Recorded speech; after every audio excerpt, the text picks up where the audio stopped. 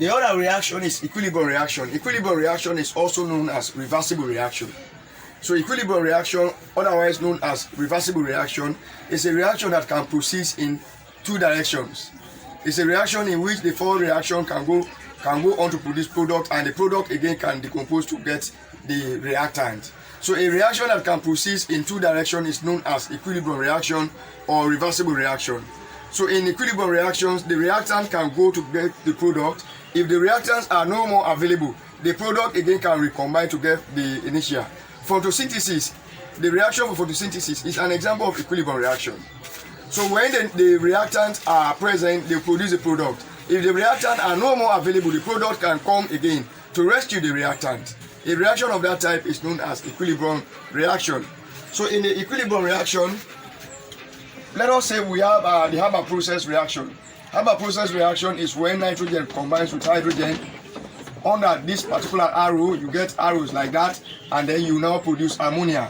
So ammonia is produced using the equilibrium reaction. I will try to balance this reaction by putting 2 in front of this and then put 3 in front of that. That becomes equilibrium reaction. The moment you have an arrow here, or sorry, heat sign, it becomes thermal dissociation reaction. But the moment there is no heat sign here, it is equilibrium reaction. So in this case, when nitrogen and hydrogen are available, they produce ammonia. But if nitrogen and hydrogen are no more available, this compound will now break to produce this reactant again, which are nitrogen and hydrogen. That is what we call equilibrium reaction. We call that equilibrium reaction. Now, if it is equilibrium reaction, it takes us to mass defect equation. How can you now write the mass defect of this equilibrium reaction?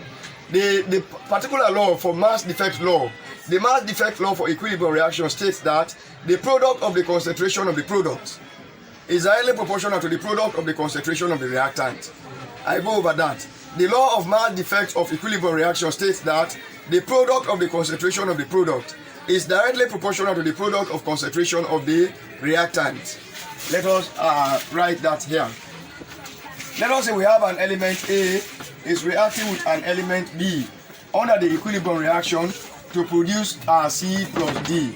Now these are the products. This one we have here are the products, and these ones we have here are the reactants. On the left. Now the mass defect equation says the product of the concentrations of the product. I have used 2 products here. The first product is multiplication, and the last product is this. So when I say the product of the concentration of the product is directly proportional to the product of the concentration of the reactant, how can I write that? Before I even write that, I will tell you that when you see this one, it means the concentration of P.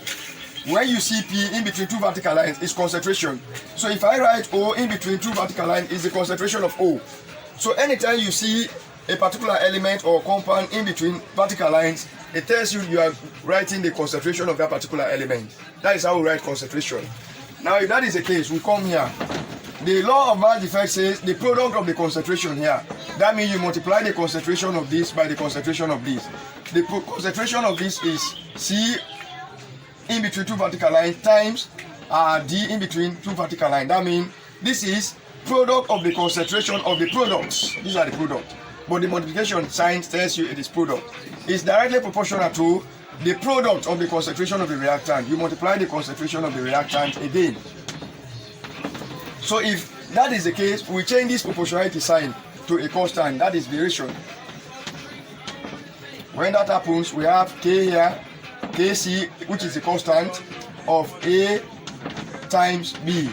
General mathematics says when you change proportionality sign, you have equal to and a constant.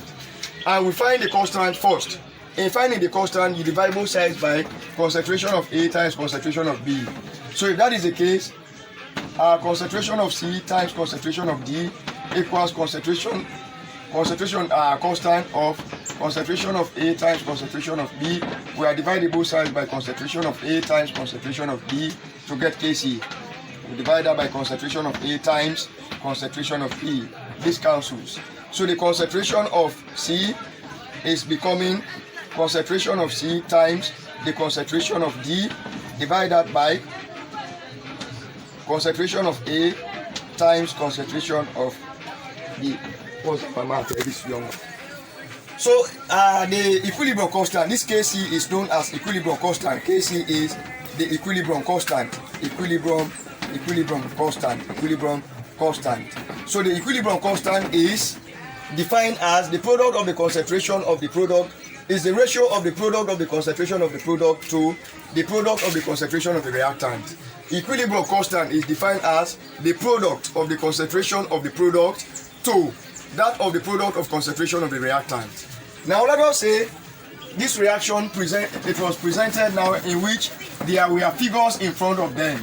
Let us now say there are figures in front of this. Let's say this is x, this is y, these are numbers in front of them. This is m, this is n. The equilibrium reaction for this Kc involves, first what you do, you write the product first.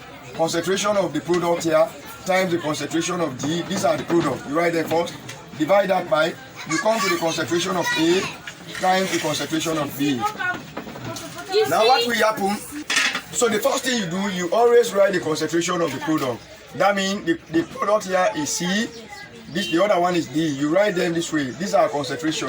Divide that by, you come to the reactor and do the same thing. So if that is the case, the value that is before A is X, it becomes the power here. The value that is before B is Y, it becomes the power here. The value that is before C is M, it becomes the power. The value that is before D is N, it becomes the power here. Now let us get an example for that. Let us say there is a reaction of this other process I discussed, nitrogen plus hydrogen. They will combine to produce ammonia. Ammonia is NH3. So if it is NH3, we balance the reaction first. I will write 2 here, I write 3 in front of this. Now the equilibrium constant, Kc, is the product here is NH3. That is the only product, there is no addition sign here. So the only product we have here is NH3. You say NH3. Now the value that is in front of NH3 is 2, it becomes the power. You divide that by, we come here, there are 2 reactants because they are separated by a positive sign. We take the first one, which is nitrogen, N2. There is nothing in front of this, so we will not write power there. Now when you come here, we have hydrogen. There is a value in front, which is 3, it becomes the power there. That becomes the equilibrium constant for that reaction. Let us get another example for that. Let us say sulfur react with oxygen to produce that of sulfur as 6 oxide. We can even say sulfur 6 oxide. This way. And now balance the reaction. I will balance the reaction by putting 2 in front of this, or 3 in front of this. I put 2 in front of this one. So if that is the case, sulfur again needs 2. 2 sulfur, 3 times 2 is 6, 2 times 3 becomes 6. So if that is the case, the equilibrium constant Kc become, we only have one product here, and that product is SO3. The value that is in front of that is 2, it becomes the power. Divide that by, we have 2 of them here.